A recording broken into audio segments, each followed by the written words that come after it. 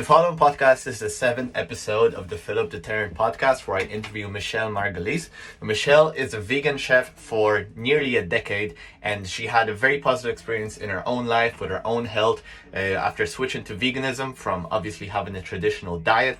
I interviewed her, and I really wanted to get a good understanding of, let's say, the most attractive parts of the vegan diet and, let's say, the vegan movement from an insider, and really dig into her brain and understand what are the various views that she has, whether they are moral or environmental. I tried to dig into them and really ask good questions, and also look at everything from her perspective. I have all the respect for a vegan diet, and I find all of these topics from both environmental as well as a moral perspective very intriguing. And I think for anybody that wants to understand why people are vegan, I think this will be a very useful podcast for you.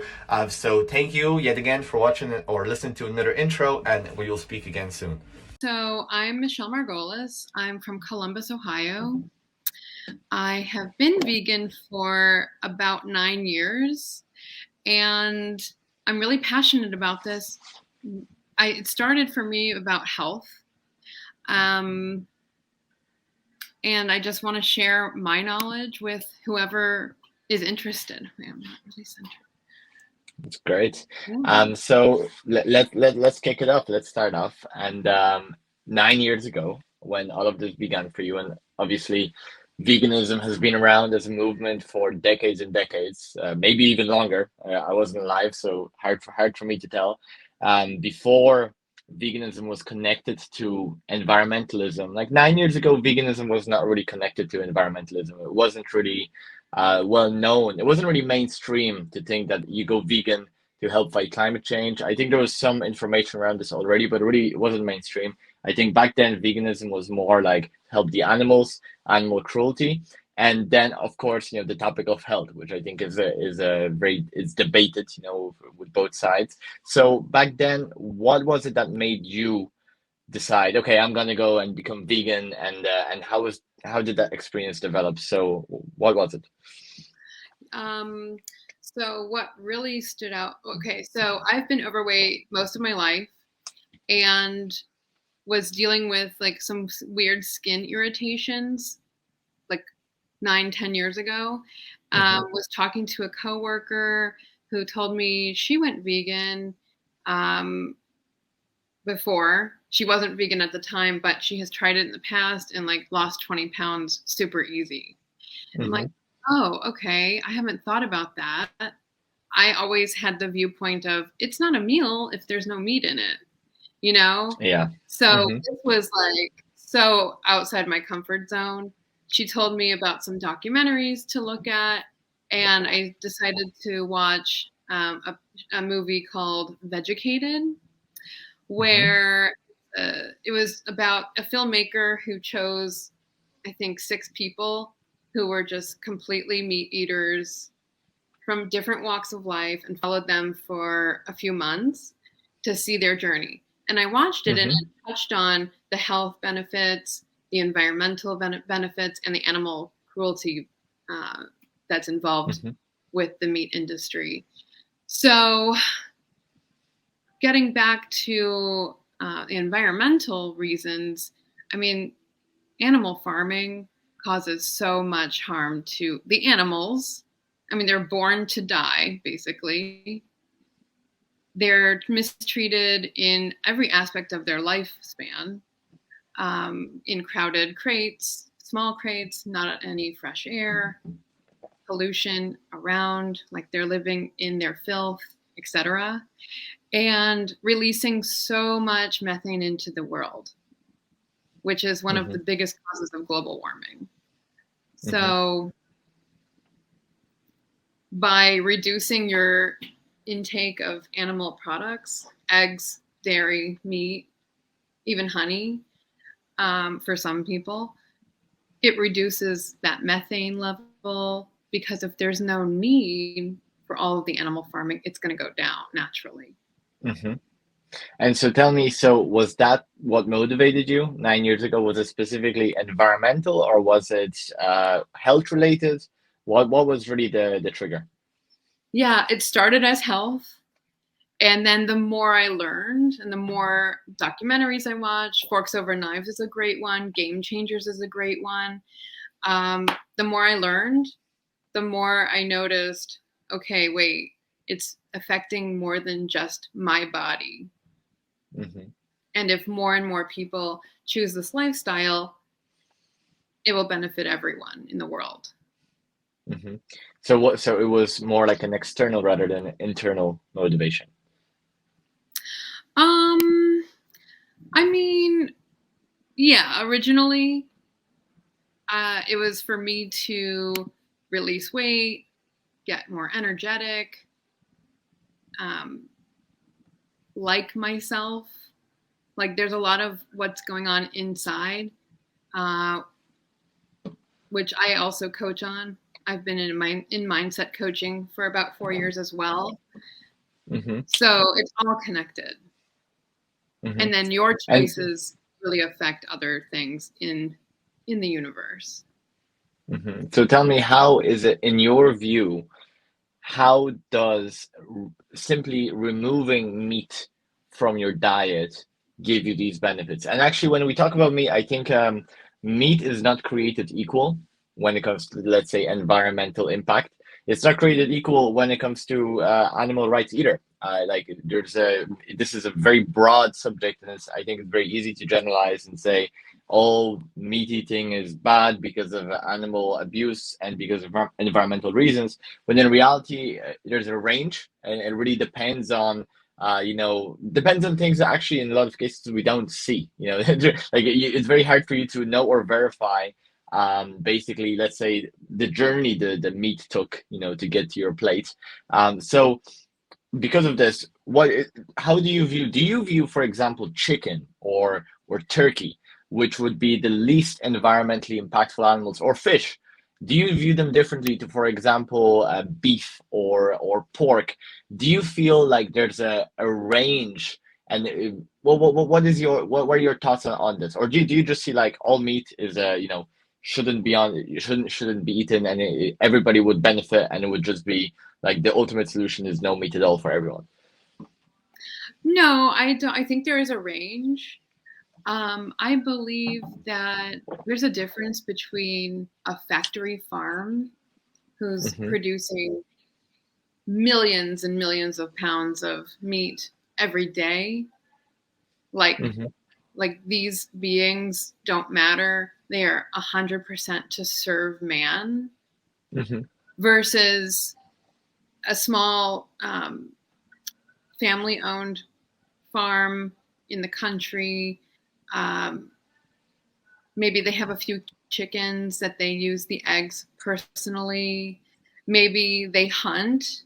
Maybe it's to Mm-hmm. control the deer environment, or that kind of thing. I think that Mm-hmm. there's a huge range.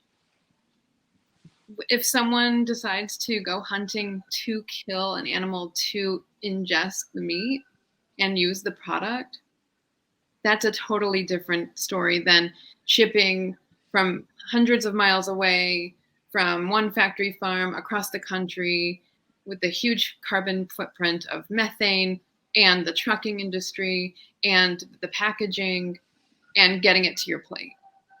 Mm-hmm. Does that make sense? Yeah, totally. And I'm very interested to dig a little bit deeper into what you just said. So in your eyes, basically, if you hunt, you think, okay, so there's actually a couple of things to unpack here, but let's first deal with the hunting.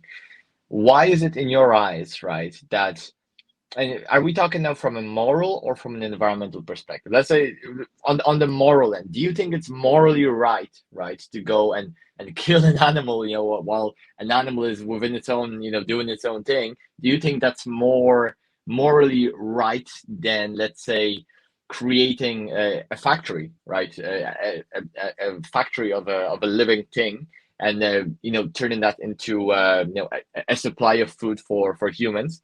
Do you think that it's morally better to go and hunt?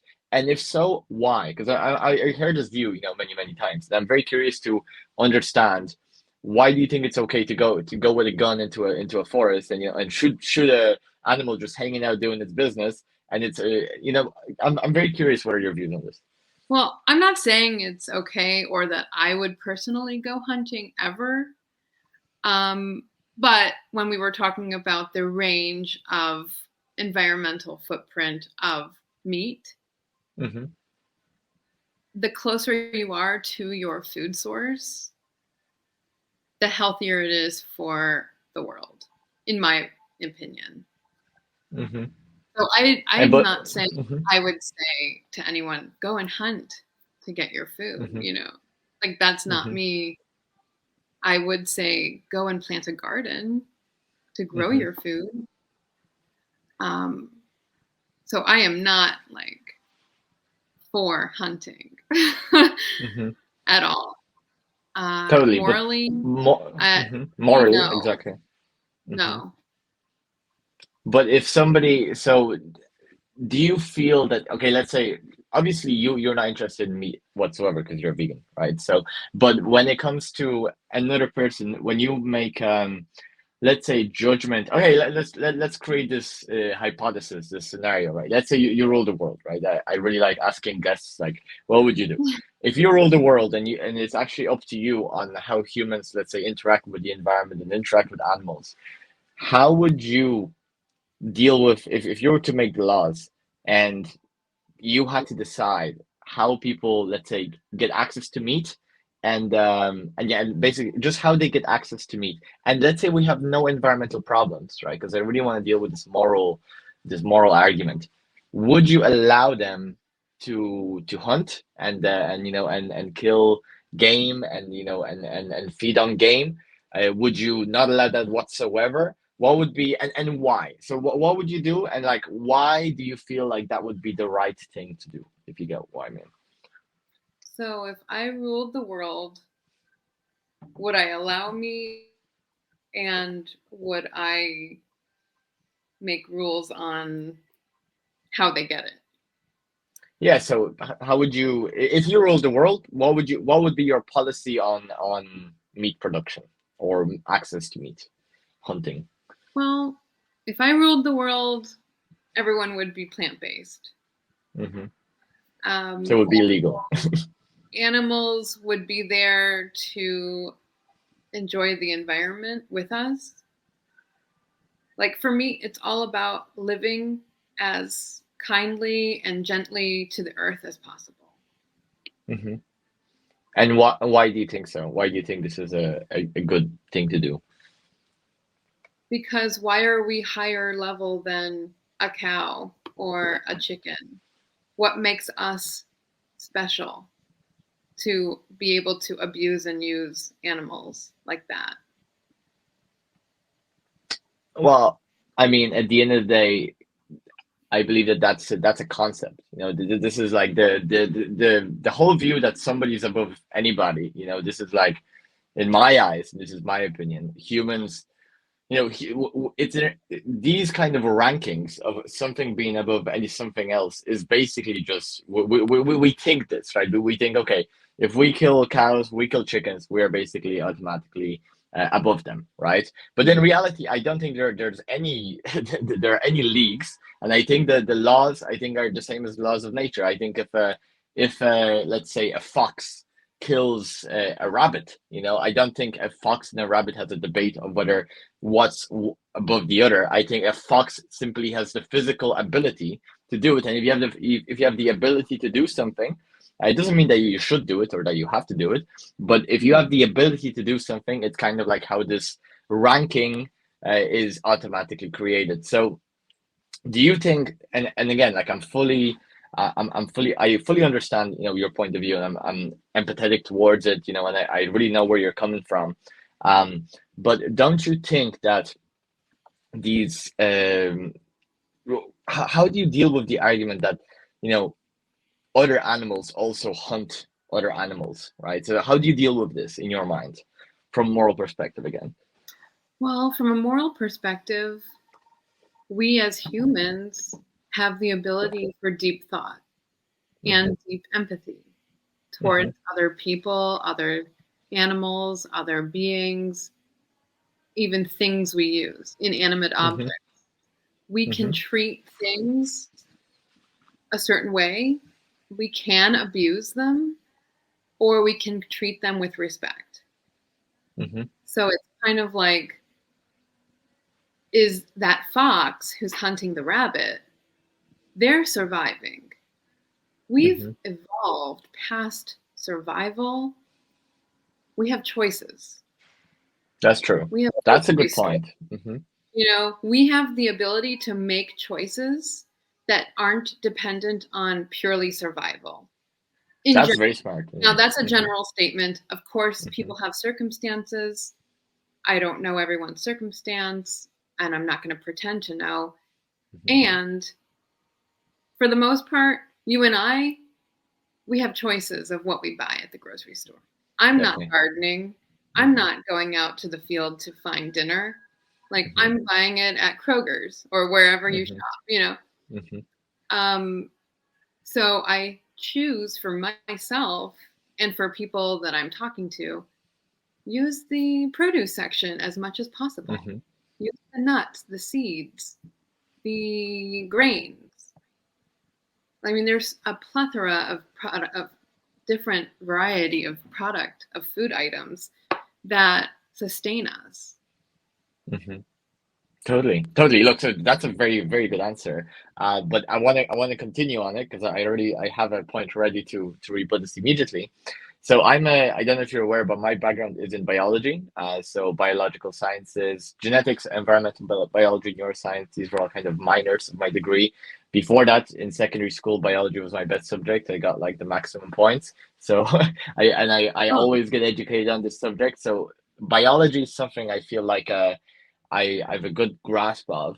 And in biology, plants, right? Plants are just as alive and they have just as much of a right to be called something that's living as an animal. And the way that the world works, and this is not whether it's to do with fungi, animals, or plants, the world works where basically all living things need to get access to energy from something, and unless you do photosynthesis or some chemosynthesis, which is getting energy from either sun or chemicals, you need to take that energy from some other living thing that was able to do it or was able to access it from something else down the line. So tell me, how do you feel about the morality of, for example, potatoes? I know this sounds like a joke, but potatoes, tomatoes, I understand, that they kind of want to be eaten, like something like a fruit wants to be eaten because it wants the seed to be, passed on, by animals, etc. But do you feel that way about all plant life? And what is your general view on this argument? So my view on plants is they don't have a specific mother, parent. No, they weren't born. You know what I mean? Besides, they're like clones, kind of. What? They're like clones. They're basically clones. Yeah. Of the previous one. Right. Like they do come down from seed to seed to seed. And also, disclaimer, I don't have a science background. So this is just my opinion. Totally. Another way to look at it is those plants are also being eaten by those animals that meat eaters are eating. Right? Like the feed for cows, pigs, sheep, chickens, they're all vegetarian. They're plants. So those plant foods, the nutrients from the plants, are going into the animal, which is in their muscle, in their body, which is turned into food. So, I mean, the plants are kind of getting the raw end of the deal here, any way you look at it. Yeah. And how do you feel about that? Do you feel like just like, okay, there's no other way to get around it, so we just have to accept it?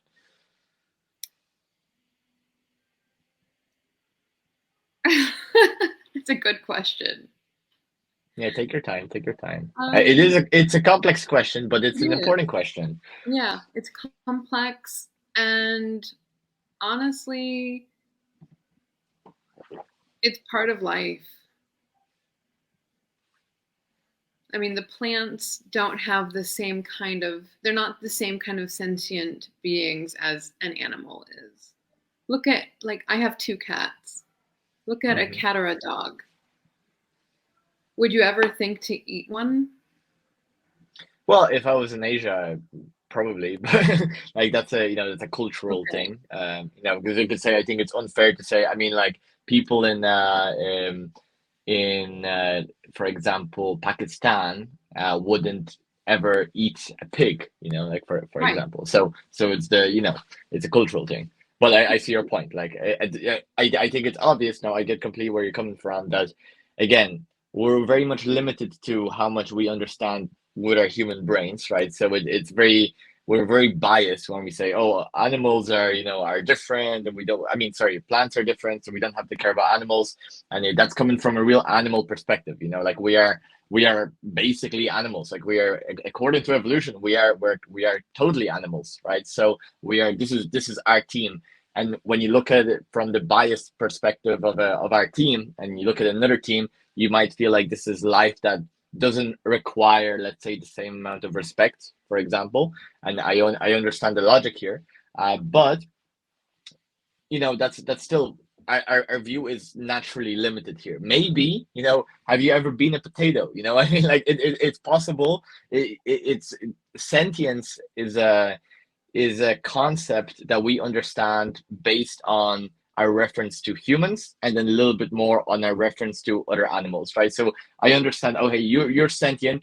Probably, I don't know if you're sentient for sure. Like I don't know if anybody's sentient for sure. I know you have eyes. I know you can see. I know you think. We can have a conversation. So I naturally kind of like respect that, and I want to, as another human, I want to treat you well, right? And then as we look at animals, and the further away an animal gets from looking like us, or having similar traits like us, the less we feel that way. Like if you look at, for example, do you kill, and I'm sorry, I don't want to be insensitive or anything, and if you can tell me if I'm being so, but do you kill mosquitoes? And this is very much, I'm a murderer of mosquitoes. I tell you, I kill mosquitoes whenever I can. I'm no friend of mosquitoes whatsoever.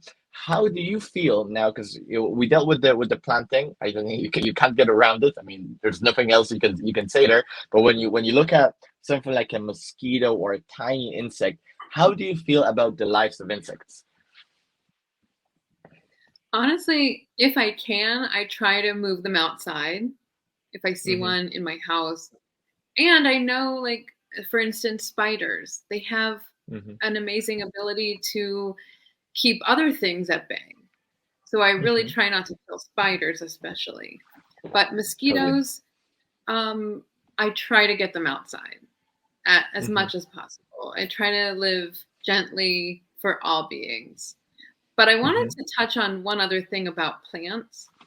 Mm-hmm. There is a way to appreciate and honor anything you're putting in your body, Mm-hmm. whether it is not to get like religious, but there's blessings out there, or it could just be thank you for giving me yourself to eat, like something as Mm-hmm. simple as that, to honor it so it's not just like an in vain kind of thing. Mm-hmm. And would you be okay to do that for an animal? Yeah. I mean, there are blessings out there for specific food groups. Mm-hmm. And you think that by applying like a blessing, uh, what is more important to you, applying a blessing for to eat an animal, or to respect that animal's life completely by not eating it? Like, this is like, do you think that when people, let me give you an example. Give me your opinion on this, right? Mhm. So if you have a friend, right, not you, I know you're not interested in eating meat whatsoever, but if you have a friend and that friend eats meat as much as they want, but they have a similar view to you about, basically, if you do a blessing, it's not as harmful, etc. How would you feel about them? Do you feel that this could be abused in a sense where basically, like, you can justify something, with a blessing, rather than actually just in the first place not doing it? How do you feel about this? Do you think that this is a problem potentially? Well, I really try hard not to judge people on what they're eating. Like people will be like, "Oh, do you care if I have meat in front of you?" And of course I don't. I don't mind. It's their choice. They're putting they're putting it into their body. So whether or not they say a blessing beforehand, they're eating the meat. They're using an animal. It's up to them, like on how they feel about it. So I'm not going to judge them for eating it with a blessing, eating it without a blessing, or choosing not to eat that. Totally, I get it. So you just have this like very non-aggressive veganism. I think that's also refreshing because I think what I've hear feedback, a lot of people, a lot of all kinds of people actually respect veganism and they think it's a good idea and they just like it's hard to deny factory farming of food and of meat and how messed up that is. I think it's very difficult to give a clear justification for anybody. Like I think maybe just meat farmers would be able to really justify, the people running these factories who have little empathy for animals would be able to give a moral justification of why this happens. But I think all people, when they see one of these chicken farms, I think feel really really bad about it. I think there's a lot of, let's say, potential for this being, a bigger movement. But the one drawback and the one thing that I hear a lot about why people really don't like veganism and don't like vegans, right? And again, it's a generalization because it's a very aggressive culture. It's like a culture which is like, really demonizes anybody that eats meat and, is too aggressive to them. And that like kind of causes the opposite effect of what they want. It actually just pushes people further away, from wanting to be vegan. So what do you think about this? Do you think this is a problem within veganism? Do you have people that you know of that kind of like commit to this mistake of being too aggressive, trying to convince people? And how would you, if you were to pitch veganism, right, to somebody who's not into it, how would you do it in a less aggressive way? And how could this be solved, in your opinion? Yeah. So I definitely know people who are very aggressive about it and won't accept people for who they are if they consume animal products. And I just come from the side of people can do what they want. Everyone has a choice. I'm making my choices. They're making their choices. I'm growing as a person, mindset-wise, health-wise, knowledge-wise, just knowing what's going on around me. I believe that there's a lot of ignorance when it comes to learning about veganism. Oh, I don't want to see that, or I won't want to eat meat. Okay, so what is that telling you? Like you don't want to see the pain that the animals are going through or the effects to the environment.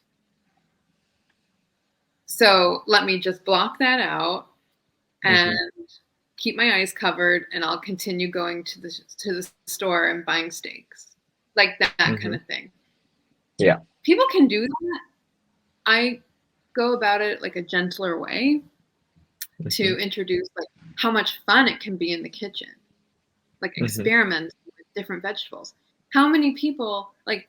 Is there something that you had when you were 5 years old that you just decided I don't like it? Like for some people. Mushrooms. It's mushrooms for me. You eat mushrooms now? Yeah, totally. Yeah. When did you start eating mushrooms again? Like maybe, let's say within my adolescence for sure. When I was a kid, I couldn't stand them. Within my late adolescence, I was like, I just kind of like eventually was like, I might as well try this. And once I tried it, I was just actually not as bad as it was in my head for a long time. It's just slimy and kind of weird, but nice. Yeah. And I heard you talking to the mushroom guy from Chicago a few weeks ago. Yeah. So, yeah. I mean, there's things that we're making decisions based on 5-year-old taste buds, right? That's true. For me, I didn't like Brussels sprouts for a long time. Hmm. You didn't like mushrooms. And then Hmm. when you're older and you learn, like, wow, they actually can be good and taste really yummy. Hmm. So it's kind of like introducing it to people through food That's smart. Hmm. and exposing people to different ways of eating.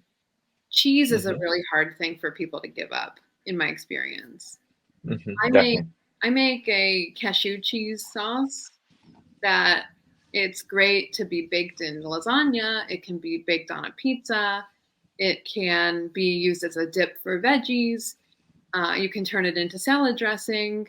It's super versatile. I use it almost every day. It's filled with protein, it's filled with healthy fats, and it tastes amazing. Hmm. And I think people are afraid to get out of their comfort zone. So, Hmm. what I like to do is expose them. Here, Hmm. try this. Taste this. You taste a Hmm. difference? Like, I have a vegan bakery, Okolona Vegan Cuisine in Columbus, Ohio. And Nice. I get a lot of questions like, well, what do you use for butter and eggs? Hmm. Well, there's vegan butter, plant based butter that doesn't use dairy, and some recipes don't even need eggs. Hmm. So, or you could use bananas, or you could use flaxseed, or you could use baking powder or baking soda. So there's things that people just don't know because you don't know what you don't know until you're exposed to it, right? Totally. Hmm. So I go about it from a food perspective, like it can taste really good and it can be fun to cook in the kitchen. Hmm. Definitely. And And I think now that leads me perfectly onto the next point. So I am, but really not a chef. I'm really not somebody who's gonna go and cook. My girlfriend is more. But yeah, for somebody who is not really, the type of person that will go in the kitchen and will enjoy experimenting for 2 hours, trying different things, and that's a big part of the population. And ordering and buying vegan ready food in restaurants and takeaways, etc. It's becoming easier and easier because there's more and more of them, and it's getting cheaper and cheaper, although it's still really expensive. Do you believe that for veganism to really become an even more mainstream culture, I think it's really come to the forefront the last couple of years. But going forward, do you think I know you're tackling the problem of, let's say, in the kitchen, but to really hit the masses, do you think that actually do people like you doing the cooking and making a business out of vegan food for people that don't cook? What do you think about this? Do you think this is essential for, let's say, veganism to take over the world? And do you think that this will happen? What are your thoughts on this? well, I do think that there are more and more options, even at mainstream restaurants, with your Beyond Burgers, your Impossible Burger, even like the black bean style burgers, as Hmm. well as other vegetable stir fries. Like, I mean, a lot of ethnic foods are really supportive of vegan food. Hmm. Um, I mean, Mediterranean, there's so many options there. Asian cultural foods, it's easy Indian, to. Indian. Indian, I love Hmm. Indian. Yeah. Hmm. So by offering these options Hmm. mainstream, it's so easy. Like if you're already at a Chinese restaurant and you have a choice of General Tso tofu or General Tso chicken, it's Hmm. a really easy swap, you know? True, true. And you know So what's an more, even, sorry, go on. yeah, go ahead. So No, that's it. it leads me, okay, leads me on to something really important. So, what is your opinion on plant-based meat? On like alternatives? What is like your overall view? I think maybe you probably thought about this a lot. I really like plant-based chicken. I eat plant-based chicken. Mhm. I use La Sirena here, so I always my lunches Monday to Friday. I never eat meat. So I'm already I would call myself vegetarian, but my policy is that if I'm on holiday or there's a special occasion, I'll eat chicken. I and maybe fish. Although fish is like, there's a lot of stuff going on with the fishing industry that really doesn't want me to support it. But that's kind of like my policy right now. And I found truly plant-based chicken to be a wonder, because I've always loved chicken. Chicken is always just the nicest food, really the nicest food in the world for me was chicken. And having access to plant-based chicken was really a game changer. So what do you think about especially the health and environmental impact of plant-based meat? I'm no expert in this topic. I know a bit, but you probably know more than me. So what do you think about this situation? Mm-hmm. Well, first I want to acknowledge you for taking yourself on during the week and Mm-hmm. using a plant-based meat substitute. Mm-hmm. In general, I believe meat substitutes are a great gateway to kind of support you in transitioning to a plant-based lifestyle. Mm-hmm. And is it healthy? There's still a lot going on in there chemically. Like, Mm-hmm. it's not, I mean, it depends. There are ones that are tofu, like soy-based, there's pea protein-based, there's others that are mushroom-based, and that kind of thing, and probably way more than I know. Mm-hmm. And they're really good. Like, most of them taste pretty close, unless Mm-hmm. you're doing here's a burger, here's a real burger, and here's a Beyond Burger, say. Mm-hmm. If you're not eating one bite of the real burger and one bite of the Beyond Burger and just going with the Beyond Burger, after a while, your taste is going to change, and it's going to taste real enough for you to substitute Mm-hmm. it. Personally, I don't eat a lot of those. Occasionally, sometimes you just really want chicken nuggets. And there's Mm-hmm. recently been a boom in chicken nuggets availability that are Totally. faux. Burger King. Mm-hmm. Especially. Like, they're really good. Like, you pop them in the air fryer, and it's Mm-hmm. almost like McDonald's. Yes. And it's not a daily thing for me. Mm-hmm. Maybe in the beginning, it's super easy. Like, there's soy chorizo. You can make an amazing chili with that, or a pasta sauce. And I do use them occasionally. I just don't think they are great for an everyday use. But once in a while, perfectly fine. And if it's like going to satiate that taste for you, that craving for real meat, go for it. Mm-hmm. Okay.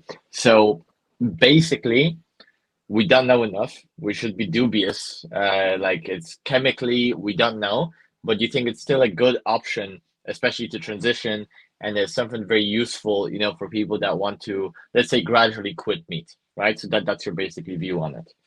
Yeah. Okay. It's a And great now on to, impact. Yeah. totally. I agree. I think it's very useful. I tell you, like, as a someone who went through this, I really think it's very beneficial for doing the transition. Or even if you really can't get off chicken, it's better you have at least plant-based chicken if you have like these environmental values or animal rights values, etc., etc.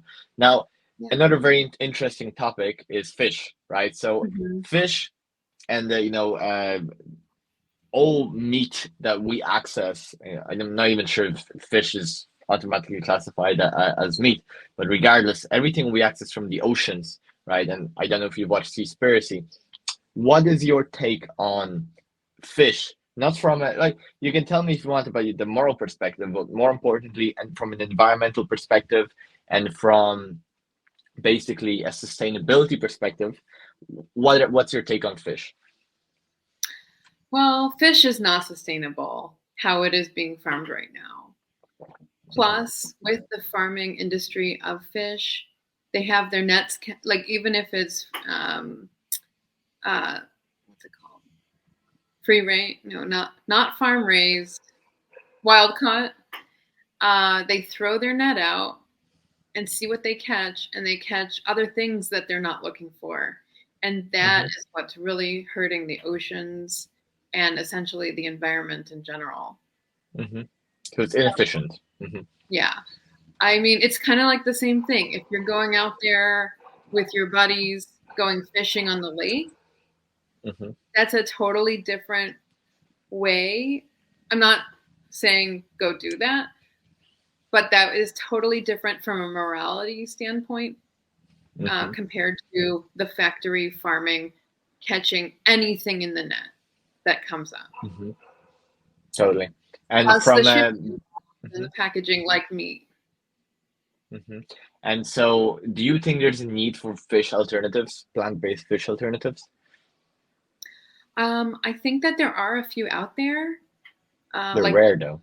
cod, like the fried, Mm-hmm. like fish and chips kind of fish. I've Uh-huh. seen. I stay away from those because I don't need it. Mm-hmm. I've always loved sushi, and that's a really easy Same. swap. I mean, you can swap avocado, cucumbers, sweet potatoes for Mm-hmm. fish in sushi. It tastes as amazing and Mm-hmm. such a little effect on the environment and in the Mm-hmm. ocean.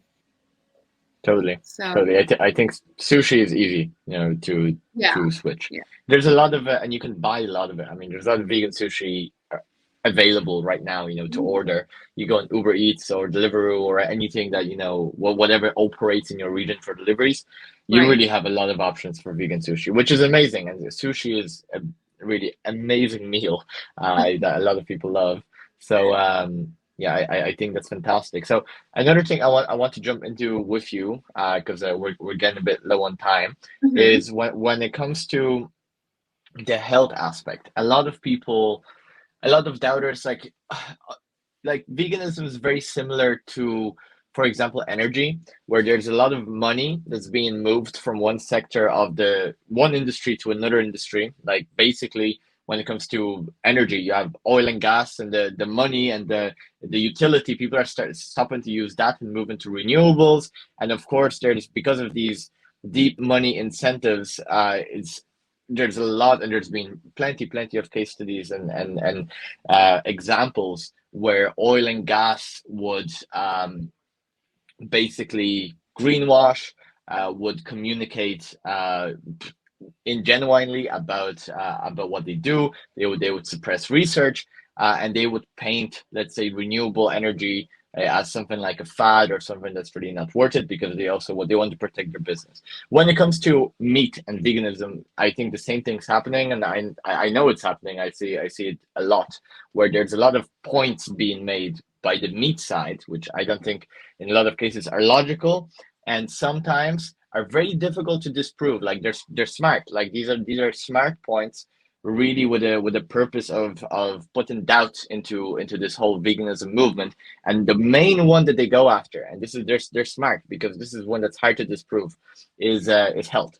Right, so they say that, okay, if you stop eating meat, you will not get the minerals, the vitamins that you need, and most importantly, the protein, and that replacing everything with plants is unsustainable, and that you can have a lot of health issues. And I'm telling you, if you really go and look for where this counterculture to veganism exists, it's massive. When you go on YouTube, there's like pages just for why being vegan is bad, right? And then there's massive communities. What do you say to those communities? Because I really think if you want to convince people of veganism, one part is actually the joy. You're taking away the joy of meat, and the other one is the health one. So when it comes to health, what is, from your experience, we can only really know for sure our own experience of health. It seems really positive. So can you really dive into that and explain what are your thoughts on all these things? So from a nutrition standpoint, I'm not a nutritionist. I just know my own experience and my own research that I've read about and seen. But regarding protein, so huge cows are eating grass all day or a vegetarian feed. And look at them. Do you think that they get enough protein? Probably. If a cow can grow and get that big and have healthy protein filled meat, so can we. That's a very good point, actually. Herbivores do exist and they do grow, Look so at ants. They're also they're also vegan. Another thing, about health. Hold on, I just lost my thought. Take your time. Oh, I know. Mm-hmm. When you eat a steak, Mm-hmm. how do you feel about an hour, 2 hours later, even the next day, like in your gut? I don't eat steak. I quit. I never liked steak. Never. Okay. So I eat very little. I like with cows. Cows are by far the worst environmentally, like really extremely bad. So I completely stay away. So I don't even remember. But Okay. I know what you're getting to. That you don't feel it's a steak is heavy duty, right? So Mhm. yeah, I know. Literally. Yeah. hmm You just feel weighed down, and you feel, I mean, this is from my past experience. hmm I would feel sluggish, just want hmm to rest, do nothing. Then when I eat like a really huge salad filled with beautiful fruits and different color or different vegetables and filled with colors, um, you feel vibrant and you feel hmm energetic. So I mean, I know how I would like to feel all the time, vibrant and energetic. hmm And that's my main reason for choosing to eat lots of fruits, vegetables, nuts, seeds, and beans, because it just makes me feel better. I understand. How Yeah, about and I think that's a really good point. I mean, this is like the things like this, like health is the best judge. I mean, we have a lot of, let's say, history of like what happened to different people, and we can really base it on that. And we have science that we can really dive into, like why this happens. But at the end of the day, people are affected differently in a lot of cases by different diets, and this is also a fact. Like this is not it's not the same input and output, and it's not the same person, it's not the same biology, for each person. So I think being able to judge based on your own, let's say, what your body is telling you, I think it's a very, it's a good methodology, and I respect it, and I think it makes a lot of sense. I think your herbivore point is also great. So to close off the podcast, for anybody listening that's on the fence about veganism, um, what do you suggest that they do if you want to convince somebody to, let's say, join the movement? What would you like to tell them? Well, I would like to remind people that they have a choice. I'm not out to convince anyone to join me or join veganism. It really comes down to personal choices and what they see as their vision for their life and the world around them. So anything that one person can do to make a difference, even if it's only with themselves internally, it will hmm still have massive effects around them. And hmm if a lot more people do this, that's even just how much greater of an effect it can have on the environment, people's outlooks. You know, uh, you take in the vibrancy of what you're eating. So hmm if a cow or a pig or a chicken is scared out of their minds leading up to the slaughterhouse because they know what's happening, like they're sentient enough to know their friends ahead of them are not alive anymore and they hmm know what's coming. They're taking that fear and that's put in the package at the grocery store and you eat that. So many people are absorbing that fear from the animal. It's just another way to look at it. But really, it hmm comes down to choices. What do you want for your life and for your community and really the world in general? hmm Brilliant. Okay. Thank you so much. I really enjoyed the podcast. I thought it was a really nice episode, and I'm looking forward to posting it. Thank you so much for taking the time to join us today.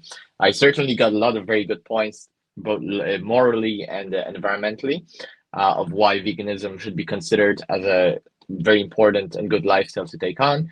And yeah, so that's it. Have a great day, and thank you for taking the time to be on the podcast today. Thank you, Philip. Thank you so much for having me. No problem at Really all. Goodbye, appreciate it. Michelle. Thank Thank you. you. Bye bye.